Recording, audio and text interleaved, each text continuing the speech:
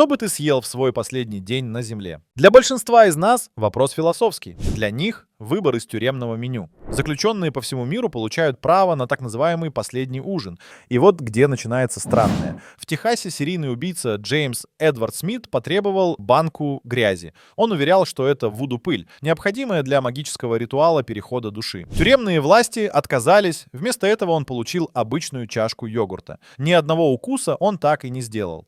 А вот Рики Рэй Ректор, также из США, заказал стейк, жареного цыпленка, лимонад и кусок орехового пирога. Он съел все, кроме пирога. Когда охранник спросил, почему, он спокойно ответил: «Я оставлю это на потом». Это потом никогда не наступило. Этот момент до сих пор вспоминают тюремные повара. Лоуренс Рассел Брюер, осужденный за расистское убийство, потребовал почти 10-фунтовое меню. 2 жареных стейка, 3 корн-дога, половину белого хлеба, сырный омлет, бургер, окорочок, пиццу, мясо, тако, мороженое. И все это он даже не тронул. После этого Техас отменил последние ужины как практику. Но один из самых пугающих заказов от Виктора Фигера. Он попросил всего одно — оливку. Одну зеленую, без косточки. После казни ее нашли в его кармане. До сих пор спорят, что это значило — символ мира или странный ритуал. Казалось бы, что еда может рассказать о человеке. Но когда твоя последняя трапеза — это спектакль, она говорит очень многое. Но куда пугающее не то, что они ели, а как они смеялись за несколько часов до казни.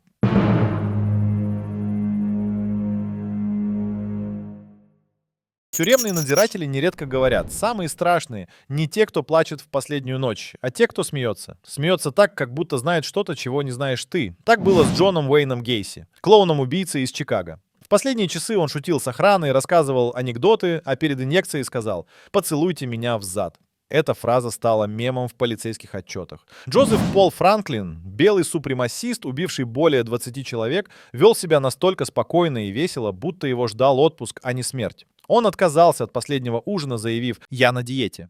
И всю ночь смеялся, глядя в потолок камеры. Необычно себя вел и Тед Банди. Харизматичный маньяк, чьи преступления потрясли всю Америку, провел последние часы, давая интервью. Он шутил, строил глазки журналистам и рассказывал байки из студенческой жизни. Этот абсурдный контраст между его веселым тоном и жуткими фактами наводил на дрожь даже самых циничных репортеров. Некоторые считают, что смех — это форма отрицания. Но в этих камерах он звучит как вызов. Смерть не страшит тех, кто уже давно живет вне человечности. А иногда заключенные делают нечто большее, чем просто смеются. Они устраивают целое шоу.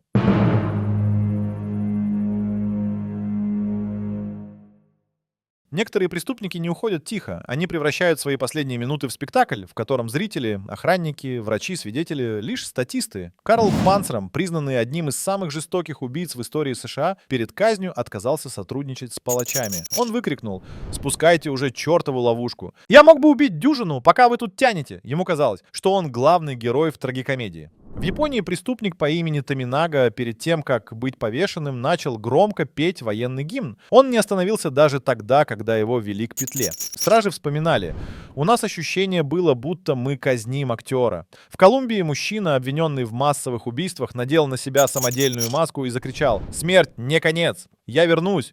Он смотрел каждому в глаза, как будто гипнотизировал. Один из присутствующих позже сказал: «Я почувствовал, как волосы на затылке зашевелились». Такие шоу не просто эпатаж. Это финальный контроль. Последняя возможность доказать, что они сильнее даже смерти. Но самое страшное — это не действие, а слова.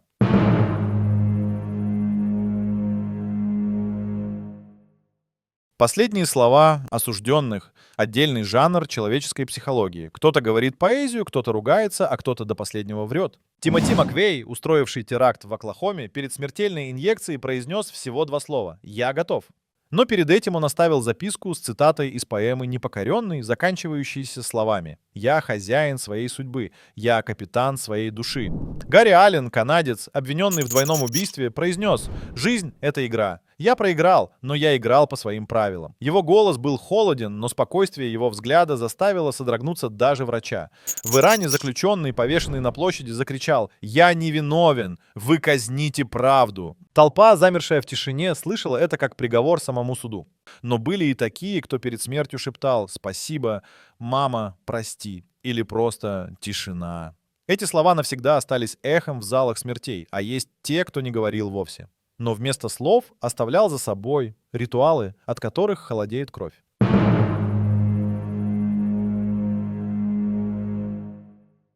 В Саудовской Аравии заключенным перед казнью разрешают совершить омовение, прочитать Коран и даже поцеловать близких. Но все это происходит в абсолютной тишине и под прицелом меча палача. В старинной Японии перед харакири самурай выпивал чашу саке и писал последнюю хокку. Одна из них гласила: «Как утренний туман исчезаю в пустоте». Через несколько минут удар ножа, крик, тишина. Во Франции перед гильотиной заключенному давали несколько минут на размышление. Те, кто стоял рядом, говорили, некоторые молились, а некоторые танцевали. Один преступник перед тем, как лечь под лезвие, закричал: «Смотрите, как умирает король!» В африканских странах и по сей день в некоторых регионах смертнику предлагают убить курицу и выпить ее кровь, чтобы душа не блуждала. Эти ритуалы будто вырваны из легенд, но они реальны. И в этой реальности одной из самых жутких историй остается поведение человека, который начал есть самого себя.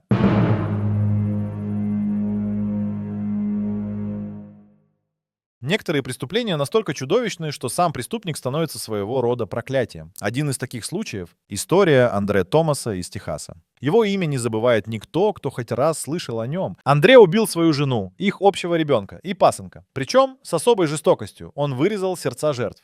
В ходе следствия он утверждал, что действовал по приказу Бога, якобы очищая их души от зла. Но самое пугающее случилось уже в камере смертников. Через несколько дней после ареста он вырвал себе правый глаз голыми руками. Медики были в шоке. Такое невозможно сделать без потери сознания, но Андре выжил. Ему дали очки с затемненной линзой, изолировали и решили не применять жесткие меры, считая его невменяемым. Прошло несколько лет.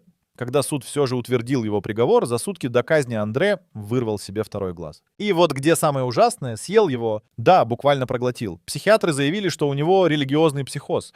Он верил, что, уничтожив свои глаза, очистится от греха и спасет свою душу.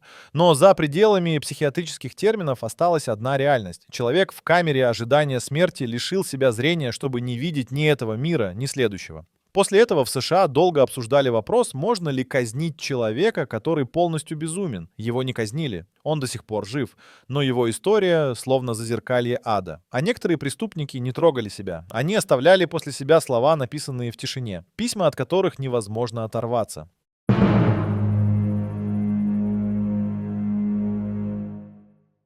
Когда у человека забирают голос, у него остается перо. Последние письма смертников — это не просто текст. Это документ страха, безумия, раскаяния или откровенной злобы.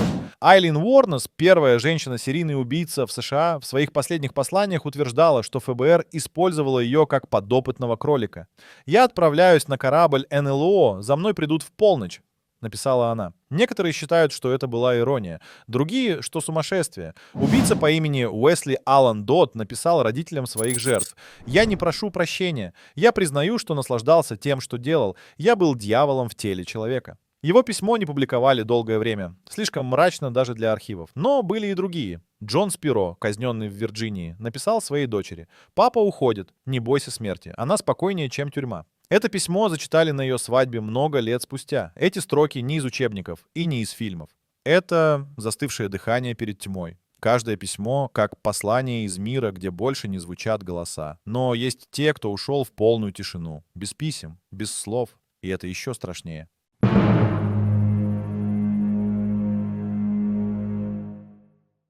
Иногда последняя тишина говорит больше, чем 1000 криков. Некоторые смертники умирают так, будто принимают судьбу как должное или как вызов, но не говорят ни слова. Так ушел в небытие Артур Гуч, один из немногих людей, повешенных федеральным правительством США. До самого конца он не произнес ни слова, даже когда ему завязывали глаза и надевали петлю. Один из охранников рассказывал: он не дрожал, он просто стоял, как будто уже умер. В России во времена Сталина был известен случай, когда офицер, обвиненный в измене, не сказал ни единого слова от момента ареста до момента выстрела. Следователи сводили его к десяткам допросов, но он молчал. Даже приговор слушал без эмоций. Его дело стало учебным примером: молчание сильнее слов. А в Китае женщина по имени Ли Шу, обвиненная в организации детской работорговли, перед казнью закрыла глаза, сложила руки, как при молитве, и не издала ни звука. Ее посчитали буддисткой, но позже выяснилось, она просто не хотела, чтобы ее голос остался в памяти у тех, кто был в зале. Такая тишина, как тень. Она остается в сознании дольше, чем любые последние слова. И особенно страшна, когда выясняется, что казнили не того.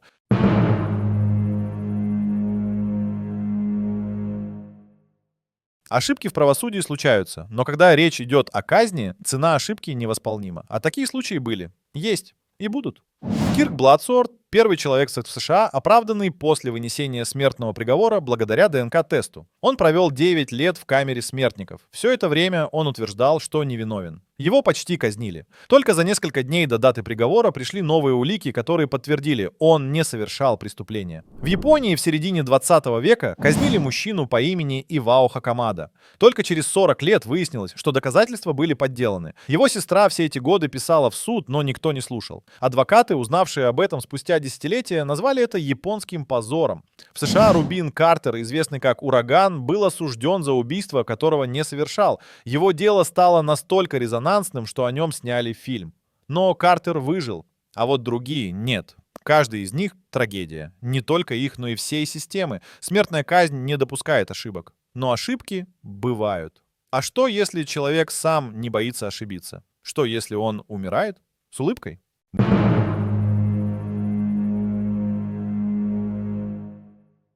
Есть люди, для которых смерть — это не конец, это сцена. И когда занавес падает, они уходят, смеясь в лицо даже самой казни. Джон Спенклинг, осужденный за убийство в Канзасе, перед тем, как лечь на смертельную койку, начал распевать старый фольклорный куплет: «У смерти костлявые пальцы, но я ей руку не подам». Медсестра, делавшая укол, дрожала. Фредди Хейзелвуд, осужденный за серийные убийства, перед повешением заявил: «Я выиграл пари, ставил на смерть в пятницу. Сегодня пятница, вы все мне должны». Это был черный юмор, который никто не оценил. Но самый известный случай — Виктор Фегер. Помните его с оливкой в кармане? Его последние слова были: «Смерть — это только начало, а вот вы останетесь здесь». Его глаза были абсолютно спокойны. Смеяться в лицо смерти может только тот, кто либо безумен, либо видел нечто, чего мы никогда не поймем.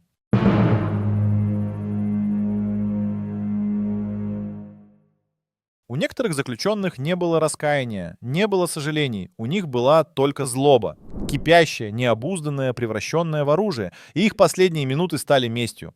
Пусть даже словесной. Джон Уэйн Гейси, серийный убийца и насильник, в своем последнем заявлении проклял суд, семью жертв и прессу. Он обвинил всех, кроме себя, и закончил словами: «Вы хуже меня, просто у вас хорошие адвокаты». Карл Чемберс, перед тем, как его посадили на электрический стул, не стал молчать. Он повернулся к прокурору, который довел дело до конца, и закричал: «Ты следующий». В зале повисла гробовая тишина. В Южной Каролине мужчина по имени Уолтер Роуз, обвиненный в убийстве семьи своей бывшей жены, произнес: «Когда начнется ад, я подожду вас у входа». Слова, которые навсегда отпечатались в памяти свидетелей. Иногда их месть заключалась даже не в словах. Один осужденный из Индии перед казнью послал в суд письмо, в котором написал: «Мое дело лживо, и я ухожу, но ваша совесть будет жить с этим». После этого двое судей ушли в отставку. Последняя возможность не для прощания, а для удара. Уход с громким эхом. И не всегда оно утихает. А бывают моменты, когда смерть сама отказывается наступать с первого раза.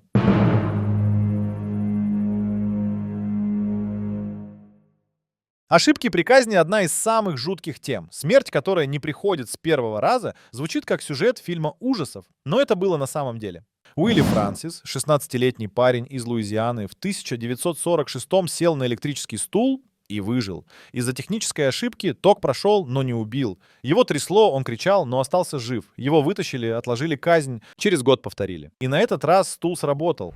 Он стал первым человеком в США, пережившим казнь, чтобы умереть снова.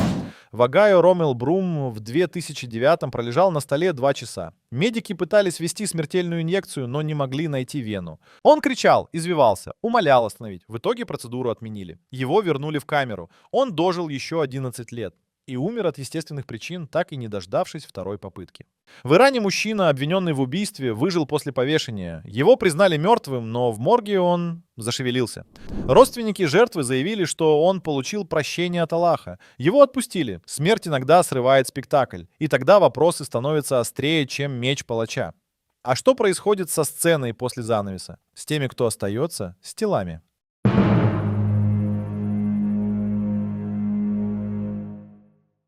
Мало кто задумывается, что происходит после казни, но именно тогда начинается новая мрачная процедура — суд над телом или над тем, кому оно принадлежало. В Старой Англии тело казненного преступника могли выставить на всеобщее обозрение, иногда на несколько дней. Его подвешивали на виселице, оставляя гнить. Это называлось висельное правосудие, мол, пусть все видят последствия. В США в середине 20 века тела часто не передавались родственникам. Они сжигались без имени. Власти не хотели, чтобы преступники получали могилы-мемориалы. Особенно в случае серийных убийц.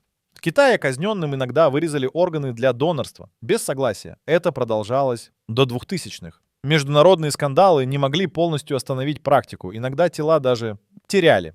В Бразилии в 2000-х власти случайно перепутали тела двух казненных. Один из них ушел в чужую могилу, другой в морг под чужим именем. Родственники узнали об этом через год. Когда человек умирает, он вроде как теряет все права. Но в случае с казнью его тело становится политическим вопросом или последней загадкой. И если саму смерть еще можно спрятать, то публичную казнь уже нет.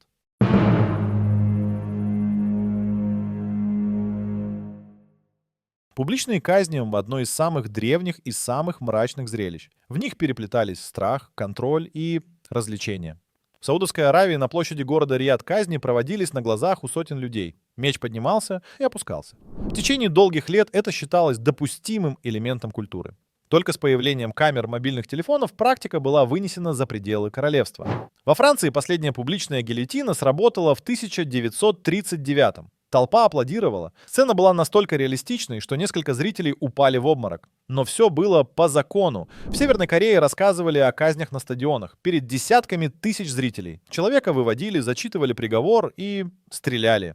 Иногда с громкоговорителями и аплодисментами. Это не миф. Об этом писали перебежчики, рисуя схему казни по памяти. В Иране и до сих пор проходят повешения на улицах. Дети, старики и туристы все становятся свидетелями. Палач в капюшоне. Молитвы, веревка. Без цензуры. Смерть как спектакль. Зрители как декорации. Но среди этих зрителей всегда есть те, кто остается в тени. Люди, которые каждый день видят смерть и молчат.